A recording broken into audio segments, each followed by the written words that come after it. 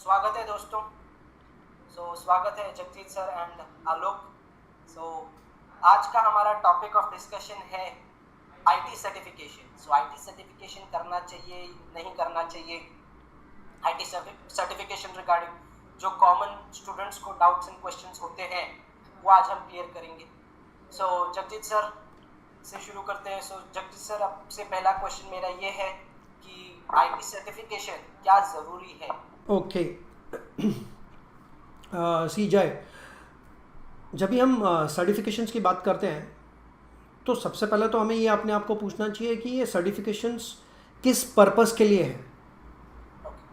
ठीक है, basically certifications आपके स्किल सेट को टेस्ट करते हैं। ठीक है, तो आपका जो रेलेवेंट एक्सपीरियंस है, चाहे वो नेटवर्किंग डोमेन में हो, इंफॉर्मेशन टेक्नोलॉजी में, सिक्योरिटी डोमेन में हो, बिग डेटा में हो, सो ये डिफरेंट जो सर्टिफिकेशंस बनाए हैं, क्लाउड कंप्यूटिंग के सर्टिफिकेशंस बनाए हैं, वो आपके स्किल सेट को टेस्ट करने के लिए बनाए हैं। ठीक है, अभी मार्केट जैसे जैसे इंफॉर्मेशन टेक्नोलॉजी मार्केट जैसे जैसे चेंज होता है, ठीक है, उसके हिसाब से value of the certification goes here and there. कोई घटती है, कोई बढ़ती है, कोई काइंड ऑफ एवरग्रीन रहती है। ठीक है, सो ऐसे ही बहुत सर्टिफिकेशंस कम हैं एक्चुअली जो एवरग्रीन होती हैं, बट सर्टिफिकेशन आपको स्किल सेट के हिसाब से ही चूज़ करना होगा। सर्टिफिकेशन कब करना चाहिए, that is a strategical career thought which you have to give. मतलब आपको अपने करियर में जब बढ़ना है, जैसे जॉब स्विच करना है या जब आपको अप्रेजल्स लेने होते हैं अपने जॉब में, so that should be the target. Okay, बहुत सारे लोग सोचते हैं कि भाई मेरे पास स्किल सेट है नहीं, कुछ नहीं है, लेकिन मैं ये सर्टिफिकेशन अगर कर लूँगा तो मुझे जॉब मिल जाएगा। ये हमारे भारत में, हमारे इंडिया में ये थॉट प्रोसेस ज़्यादा चलता है कि भाई डम्स उठाए, सर्टिफिकेशन किया, और जब ये एक्चुअल प्रैक्टिकल एक्सपीरियंस पे आते हैं तो पता चलता है कुछ आता ही नहीं है। ठीक है, सो यहाँ पे वैसा नहीं होना चाहिए। हमें ये सिचुएशन को इम्प्रूव करना है, तो पहले expertise, skill set, and then you think of certification. और कब करना है वो एक स्ट्रैटेजिकल डिसीजन होता है आपके करियर का। उसके बेस पे आप डिसाइड कर सकते हो कि किस लेवल पे कौन सा सर्टिफिकेशन आपको देना है। Are we clear? Yes. Okay, Alok, yes, your side of questions. Okay, so जैसा जय ने एक क्वेश्चन पूछा अभी, तो उसके ऊपर मैं एक और पॉइंट बोलना चाहता हूँ कि जैसा कोई स्किल सेट है, मतलब अगर किसी को जॉब चाहिए तो वो सर्टिफिकेशन करेगा, तो वो जल्दी में जो किया हुआ सर्टिफिकेशन रहता है, जैसे मतलब शॉर्ट टर्म हम लोग उसको बोल सकते हैं, तो वो सर्टिफिकेशन और जो लॉन्ग टर्म का सर्टिफिकेशन है, या फिर एक कोई कैंडिडेट जिसका एक्सपीरियंस है उस फील्ड में थोड़ा, तो ये दो फेज को हम लोग कैसा कंपेयर करेंगे? बिकॉज कभी कभी ऐसा हो भी सकता है कि किसी को मतलब शॉर्ट टर्म कोर्स करके भी मिल जाए और किसी को ना भी मिले, तो भले ही अगर सेम टॉपिक पे हो तो। Yes yes yes, good question. See, सबसे पहले तो मैं बोलूँगा कि सर्टिफिकेशन है ना, ये कंपनीज का बिजनेस ओरिएंटेशन। ठीक है, अभी फॉर एग्जांपल आप कोई भी कंपनी का ज़्यादा करके जो भी कंपनीज के सर्टिफिकेशन आप देखोगे वो अमेरिकन है। ओके। इंडिया के कितने कंपनीज के सर्टिफिकेशन आईटी में स्पेशली आप देखते हो? There are none. आपको बिल्कुल उसका कुछ नहीं मिलेगा। तो ये एक अमेरिकन बिजनेस मॉडल है सर्टिफिकेशन का, क्योंकि मल्टीनेशनल कंपनीज ज़्यादा करके उन्हीं की हैं ऑल ओवर द वर्ल्ड। तो उन्होंने एक ये गेम प्लान, एक बिजनेस प्लान बना लिया कि भाई ये जो प्रोडक्ट है मेरा, ये इंडस्ट्री यूज़ करे, मैं इसका भी मार्केटिंग करूँगा, और दूसरी ओर एक सर्टिफिकेशन भी बना लेता हूँ मैं, और जो मेरे पॉसिबल क्लाइंट्स हैं जिनको इंटरेस्ट है तो उनमें इंटरेस्ट क्रिएट करूँगा, या मैं उनको बोलूँगा देखो भाई ये सर्टिफिकेशन आप करो तो आपको रेलिवेंट जॉब मिल जाएगा। तो इधर इंडस्ट्री को भी मैं अपने प्रोडक्ट बेच रहा हूँ, ठीक है, और दूसरी ओर से मैं सर्टिफिकेशन भी प्रमोट कर रहा हूँ कि भाई आ जाओ, सर्टिफिकेशन करो और ये जॉब आपको पक्का मिलेगा। सो हमारे भारत के मार्केट में, इंडियन मार्केट में, सबसे पहले तो हमें ये क्लियर करना है कि सर्टिफिकेशन सब लोग करते हैं जॉब के लिए। ये हमारा एक बहुत बड़ा माइंडसेट चेंज चाहिए हमें, जो कि एंटरप्रेन्योरशिप लेवल पे हम लेके आना चाहिए। एंटरप्रेन्योरशिप लेवल पे जितने भी स्कूल कॉलेज के बच्चे हैं उनको एक तरीके से तैयार किया जाए, वही माइंडसेट उनके इसमें डेवलप होना चाहिए कि भाई आगे चल के आपको एंटरप्रेन्योरशिप में उतरना है। यहाँ पे एंटरप्रेन्योरशिप पे कब जाते हैं? जब ग्रेजुएशन हो जाती है, फिर पोस्ट ग्रेजुएशन कोर्सेज करने में वो IIM में जाएगा, ठीक है, अलग अलग इंस्टीट्यूट्स में जाएगा और बोलेगा मैं बिजनेस सीख रहा हूँ, ठीक है। ये क्यों चाहिए हमें? ठीक है, दैट डजंट मीन, अगर आप देखोगे कि बहुत सारे ऐसे हैं जो फॉर एग्जांपल हमारे गुजराती कम्युनिटी है, उसमें देखोगे आप बिना MBA किए, बिना masters in business, they are performing really well, right? So why do we need these kind of people who are going to say कि भाई हम अमेरिका से आए हैं, आप ये MBA करो, IIM करो, and then you are going to be an ace business person or your business is going to grow multifold, मतलब आपका बिजनेस बहुत ग्रो करेगा। आप मेरे को ये बताइए कि जो ये MBA करके आए हैं IIM से भी या नॉर्मल कॉलेजेस से भी MBA करके आए हैं, कितनों ने हमारी इंडियन कंपनीज में काम करते हुए ग्लोबल प्रेजेंस बनाया है? मतलब ये MBAs कितनी कंपनीज को ग्लोबल लेवल पे लेके गए हैं? Can you give me any names? Correct. So that means ये लेवल पे जो सर्टिफिकेशन है अमेरिकन कंपनीज का, US कंपनीज का एक मेथोडोलॉजी है कि भाई बिजनेस कैसे जनरेट करके रखा जाए। तो भाई सर्टिफिकेशन बनाओ, बोल दो लोगों को कि भाई ये सर्टिफिकेशन कर लोगे जॉब पक्का है आपका, ठीक है। और कॉलेज में भी अगर आप इंजीनियरिंग कॉलेजेस में भी ट्रेंड देखोगे तो ये बहुत है कि भाई इधर से प्लेसमेंट मिलता है क्या। इंजीनियरिंग कॉलेजेस में भी ये ट्रेंड चल रहा है कि भाई आपको जॉब मिलेगा आप अगर इस तरीके से काम करोगे, कैंपस इंटरव्यूज होंगे।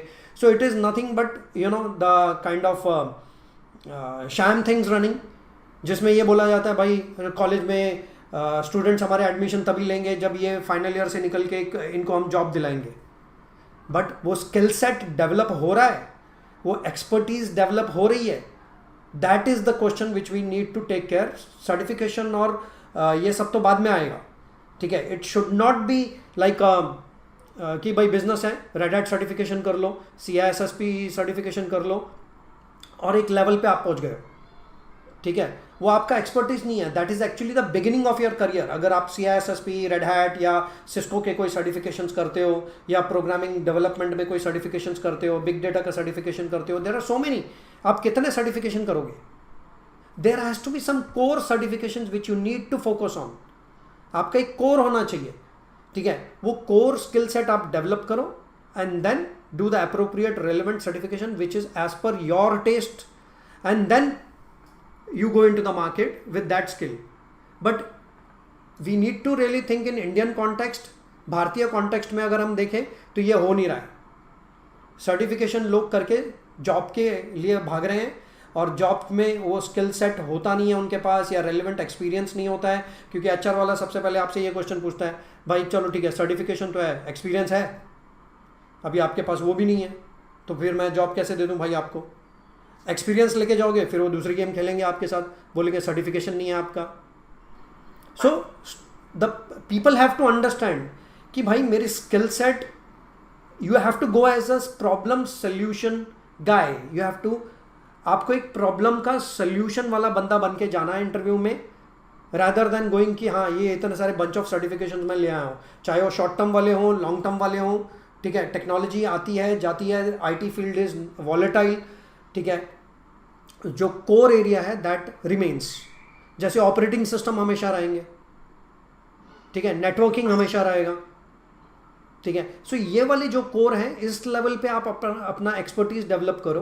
प्रोग्रामिंग हमेशा रहेगा, ठीक है। Programming languages will keep on changing but fundamental remains the same. So आप रेलिवेंट टेक्नोलॉजी, जैसे पाइथन है आज, तो पाइथन के ऊपर सर्टिफिकेशन का सोच लो।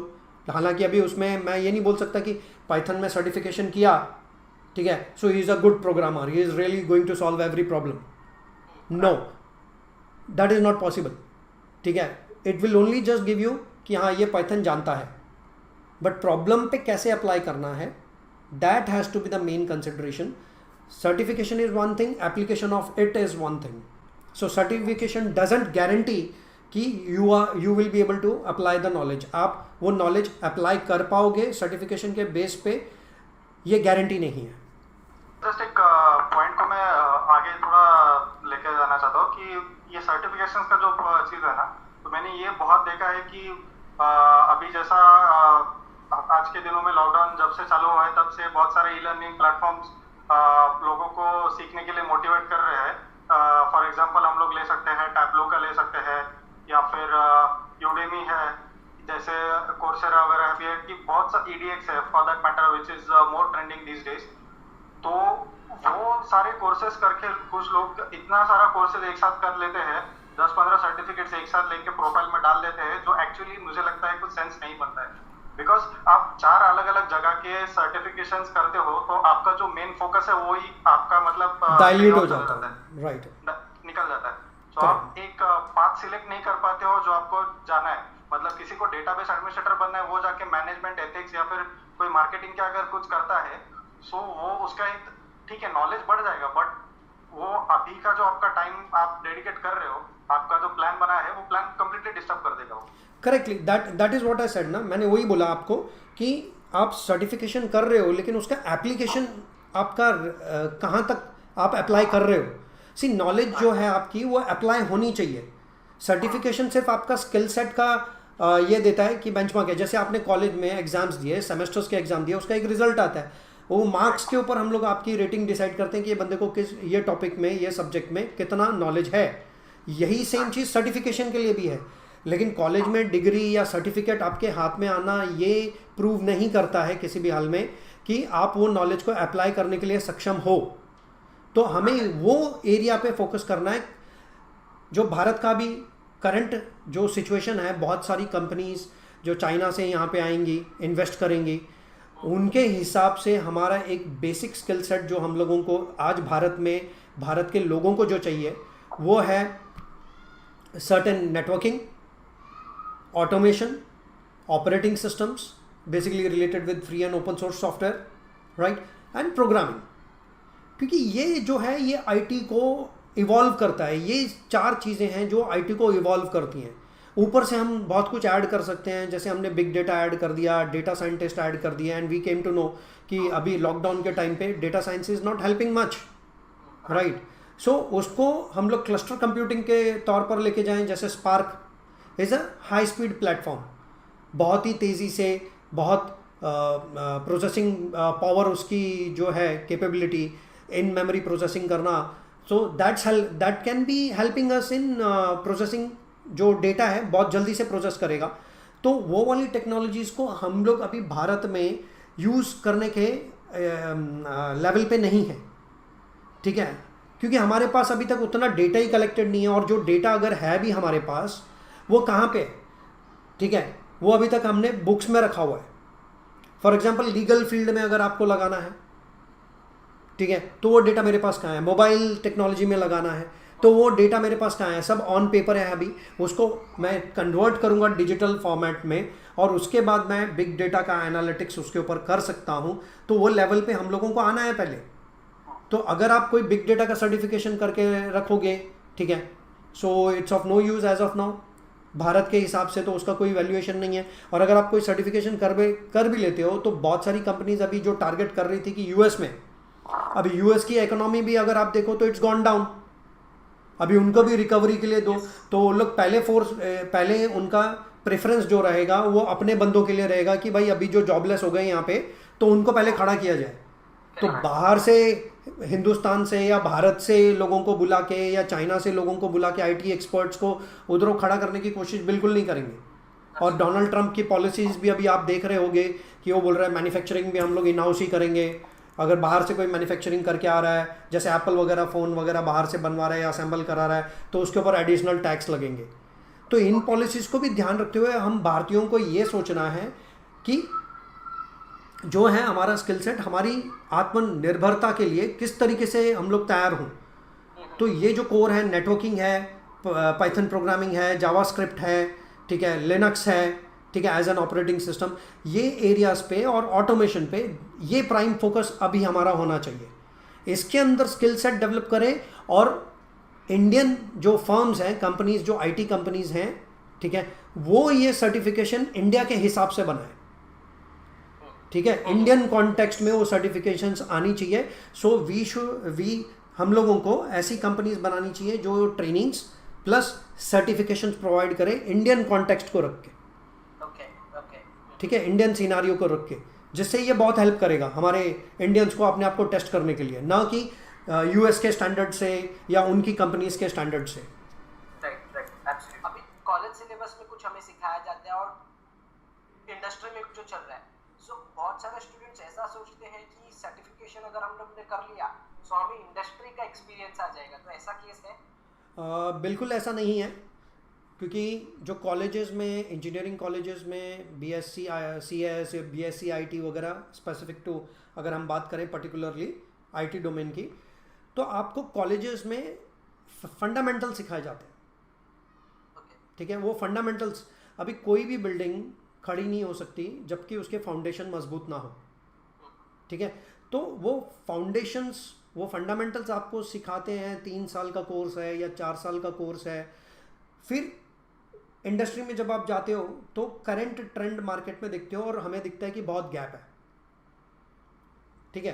तो स्टूडेंट यहाँ से जब जाता है तो यहाँ पे हमारा जो एजुकेशन सिस्टम है उस पर हमें चेंजेस लाने हैं कि ये more research and development oriented हो, ठीक है. रिसर्च एंड डेवलपमेंट के ऊपर जाए, अनुसंधान के ऊपर ज़्यादा जाए, ना कि रोट लर्निंग के ऊपर. आपने नोट किया होगा कि हमें आईआईटी के एंट्रेंस एग्ज़ाम के लिए अलग से एक कोचिंग लेनी पड़ती है जो कि हमारे थॉट प्रोसेस को तैयार करे. क्यों नहीं हम ये 12th तक जो बच्चा पढ़ता है उसको तैयारी सोच के लेवल पे क्यों नहीं उसको ट्रेन किया जाता? वो मेमोरी ओरिएंटेड एग्ज़ाम्स देता है, पढ़ के आता है, एग्ज़ाम देता है, रट्टा मार के जो भी करते हैं, क्रैमिंग करके देते हैं, और वैसे ही उसके 12 साल निकलते हैं. और फिर जब ये आईआईटी के लेवल पे, जॉइंट एंट्रेंस एग्जाम के लेवल पे जब ये हो जाता है तो उसे लगता है भाई ये तो बहुत चैलेंजिंग है, इसके लिए अलग से कोचिंग लो.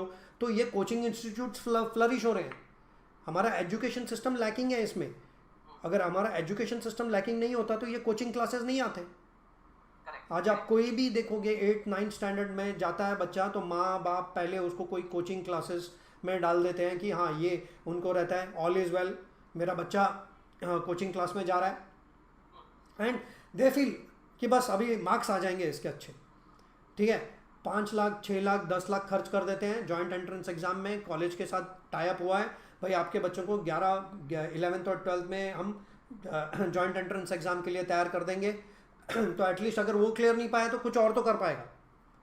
सो जो हमारे पेरेंट्स हैं, ठीक है, और स्टूडेंट्स के जो पेरेंट्स हैं वो तो स्पेंड करने के लिए तैयार हैं, ठीक है, पैसा भी लगा रहे हैं, लेकिन हमारा जो सिस्टम है, ठीक है, एजुकेशन सिस्टम है जो, वो बच्चों को किस तरीके से ट्रेनिंग इम्पार्ट कर रहा है सोचने के लिए बिल्कुल कैपेबिलिटी नहीं दे रहा है. प्रॉब्लम सोल्यूशन अप्रोच तो सिखा ही नहीं रहे हैं. सो बस डिग्री लेना है या डिप्लोमा लेना है और उसके बाद भाई मार्केट में उतरो, जॉब के लिए ढूंढो. हर बच्चा हिंदुस्तान में जब भी मार्केट में उतरता है या कॉलेज में जब भी पूछो, सेमिनार्स वर्कशॉप्स में, तो एक ही बात होती है, 4 साल 3 साल के बाद मैं जॉब ढूंढूंगा. क्यों नहीं हो ये बोलता है कि भाई मैं बिजनेस में उतरूंगा, एंटरप्रेन्योरशिप, मैं कोई स्टार्टअप चालू करूंगा, कोई मीनिंगफुल बिजनेस में उतरूंगा. क्यों नहीं हो रहा है ये हिंदुस्तान में? क्यों नहीं हो रहा है ये भारत में? ये क्वेश्चन हमें पूछना है हम, ठीक है. अभी यूएस का मैटर लेते हैं. अभी यूएस का जो कल्चरल जो उनका बैकग्राउंड है वो है कि भाई आपने देखा होगा वहाँ पे डिवोर्स रेट काफ़ी हाई है.